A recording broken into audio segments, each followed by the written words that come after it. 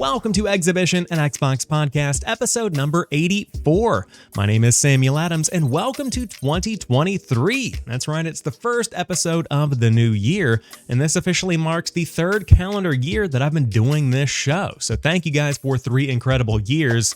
And before we dive into today's main topic, which is my 5 most anticipated games of 2023, I did want to just take a moment and say thank you so much for the incredible support throughout 2022.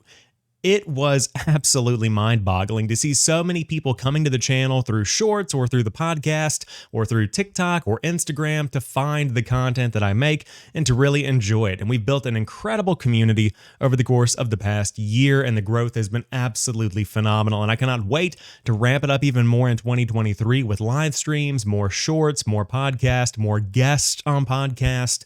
I'm starting to put the bones together for what I want to do in the year ahead, so I'm very excited for what's in store.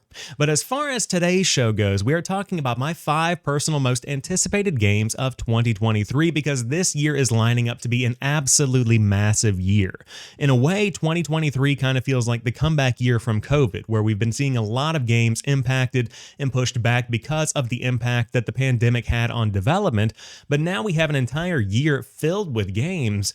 And even just the first 6 months is insane. So let's go ahead and dive into it. Here are my 5 most anticipated games of the new year.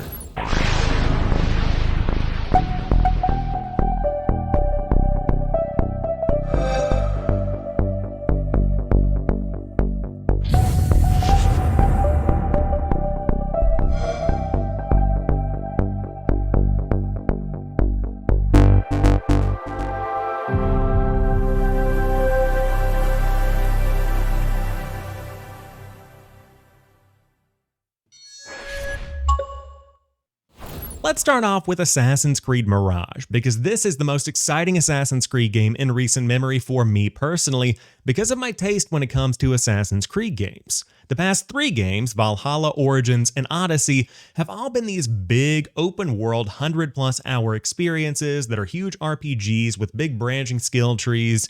It's a lot to take in. And don't get me wrong, I enjoy that kind of experience, and it packs a lot of bang for your buck into the game that you're buying. But as somebody who doesn't have a ton of time to game, that's a lot, especially whenever we have tons of games coming out. Game Pass is continually bringing new experiences to us. It's just a lot to dig into something that has that much content in it.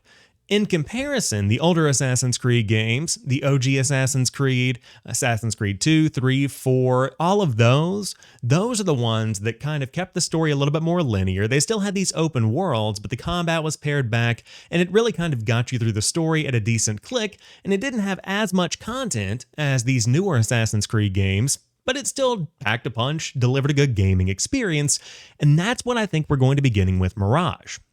This is a game that stars Basim from Assassin's Creed Valhalla, and it takes place in a setting that's similar to what we saw with the original Assassin's Creed. So it gets back to those roots. The gameplay is supposed to be pared back heavily in comparison to the combat that we have in Valhalla, Origins, and Odyssey. And on top of that, this is a budget title, and I'm using air quotes around budget because it is priced at $50 if you want to pre-order, in comparison to the $60 or $70 kind of experience that is pretty much typical in today's day and age. Now, with that purchase comes about a 20 to 30 hour story is what we're hearing, which is perfectly fine by me. And so, if we have a streamlined Assassin's Creed experience brought back into the mainstream, my hope is that people jump on this, love the cadence of the game, love the punch that it packs and the budget value that it delivers, and then maybe we'll see more of these Assassin's Creed experiences going forward. Right now, it's certainly giving off a standalone DLC that grew to be too big and they cut it off into its own game, which is perfectly fine by me. So for all of those reasons, Assassin's Creed Mirage is an incredibly exciting game that I'm looking forward to in 2023, and of course, the future of Assassin's Creed is looking bright with plenty of new games on the way, as revealed earlier this year, including the one set in feudal Japan. I mean, come on, who couldn't be excited about that? Next up, we have Diablo IV over at Blizzard, and this is one that I'm very excited about, but I have not been a Diablo fan for long. In fact, I just started playing Diablo earlier this year with Immortal. Now wait, don't judge me, don't post your angry comment yet, I appreciate the patience. I started playing with Immortal, then I kind of moved into Diablo 3 Reaper of Souls on the Xbox Series X when I wanted a little bit more. Loved the story in that, loved the gameplay in that, and so now I'm excited for 4. But what 4 is bringing that 3 did not have is a much deeper, darker kind of setting and tone, like what we saw with Diablo 2. And if you go back and you compare gameplay from Diablo 2 Resurrected and Diablo 3, you'll certainly see a lot of differences. It seems like it's much more geared towards that casual audience. It's almost like it's built kind of for a teenager if you look at the aesthetic of Diablo 3. And so Diablo 4 is getting much darker with the way that it looks. It's getting much more mythic, if you will. I don't know if that's the best way to describe it, but even the description on the game's page says it all. It reads, "The endless battle between the high heavens and the burning hells rages on as chaos threatens to consume Sanctuary. With ceaseless demons to slaughter, countless abilities to master, nightmarish dungeons, and legendary loot, this vast open world brings the promise of adventure and devastation. Survive and conquer darkness or succumb to the shadows." All of that sounds great to me. And so you bring in a darker setting, you bring in that stellar Diablo gameplay, combine them together, and you've got something special. The key is that they have to be fair with the monetization. Don't bring in skins, don't bring in loot boxes, just be fair about it, bring some expansions, and give the players what they want. So this is one that I'm looking forward to. It's coming out on the Xbox Series X, Xbox One, PS5, PS4, and of course on PC via Battle.net, with an open beta coming in 2023, but you won't have to wait too long because it launches on June the 6th. Next up, we've got Suicide Squad Kill the Justice League coming from Rocksteady. And that's exactly why it's number 3 on my list of most anticipated games for this coming year, is because it is coming from Rocksteady. This is the first real Rocksteady game that we've seen since 2015's Arkham Knight. And of course, last year we had Gotham Knights, and it received middling reviews. It is the definition of a 7, in my opinion. It is nothing more, nothing less. The story gets the job done, the gameplay gets the job done, but it didn't blow anyone's mind. And of course, that one was not a true quote-unquote Arkham game, and by true I mean it wasn't developed by Rocksteady. Now we see Rocksteady releasing Suicide Squad Kill the Justice League, so the question is, can they deliver on the elevated expectation that their name brings? Because people are talking about this like it's going to be the next Arkham Knight, like it's going to be the next Arkham franchise. And so what I'm excited to see is Rocksteady kind of given the reins to do something that's not just a regular kind of templated Batman game like we saw them getting into the rhythm of with Arkham City and Arkham Knight. Now we have a new cast of characters, a new story to tell, but you still bake in those key DC elements like Batman, like Flash, and you start to take down the Justice League as the name implies. So the premise of the game sounds exciting, the promise of Rocksteady coming back into the limelight is exciting, and the gameplay itself, I mean, come on.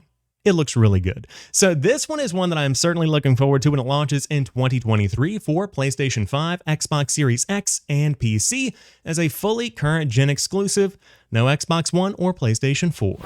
Coming in at number 2, we have Starfield from Bethesda Game Studios, and this is so high on the list because I am incredibly curious about the final experience that Bethesda is going to deliver with this one, because this is the first new franchise from Bethesda in 25 years. This isn't an Elder Scrolls, this isn't a Fallout, this is something that is entirely new.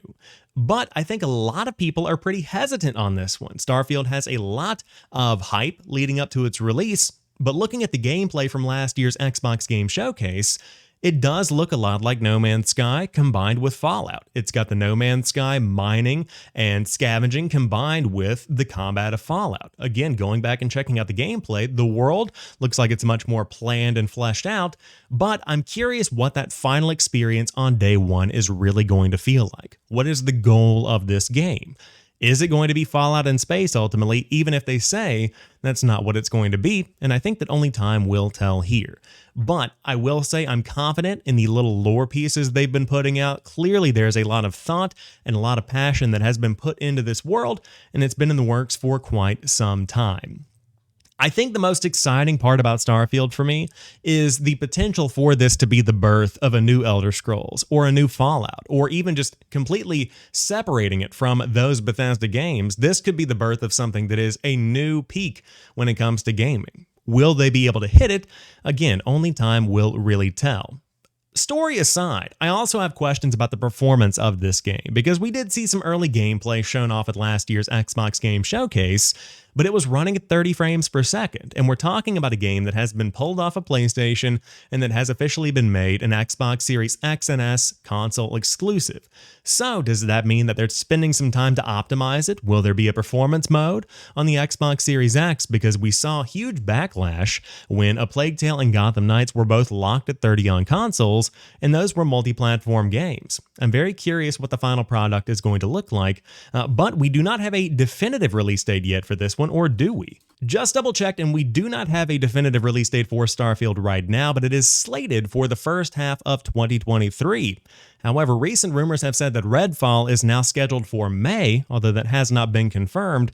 So are they really going to release Redfall and Starfield so close to each other, or has something changed on the back end? A really good question to ask there, but hopefully we'll see more in the first couple of months as Xbox delivers on their promise to have an exciting 2023 ahead.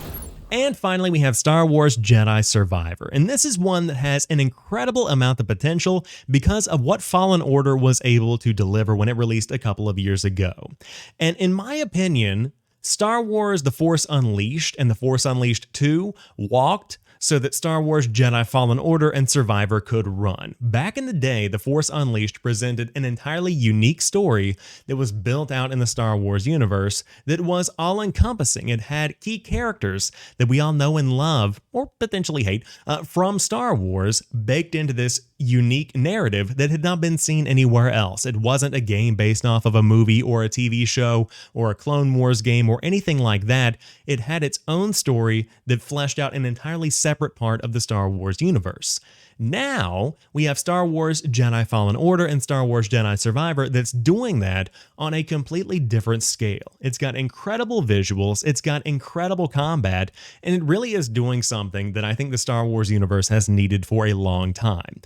Not to mention, Cal Kestis as a protagonist was a fantastic move. The actor behind that role is wonderful, and the supporting characters are great as well.